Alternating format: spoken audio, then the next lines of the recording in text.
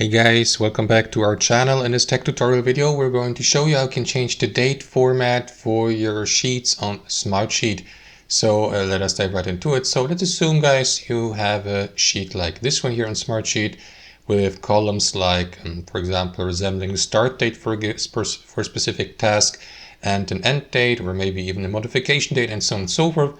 And we see, for example, a date format like this. You may switch between different date formats like European, US American, and so on and so forth. So what you want to do in the first step, guys, is make sure that you select either the grid view or the Gantt view within your sheet.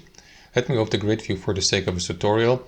And after that, simply left click into the given column for the given date, like for example, the start date column. And here in your grid view of your sheet, guys, you will see these three dots to the very top or top right. Click into it to expand that menu here.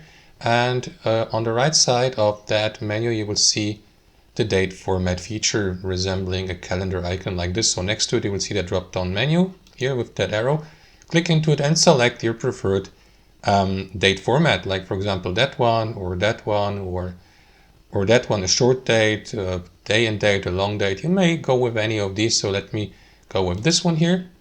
And that is going to apply the date format to all data, all cells under the given row. So again, let me do the same for the end date column. Left click into it, select these three dots, click into into that arrow down icon here. And after that, select your date format. In this case, let me go with this one here. And there you go. That's how it looks like. And that's how it works, guys. Thanks for watching. Hope you enjoyed this video, got some value from it, and we'll see you next time on our channel.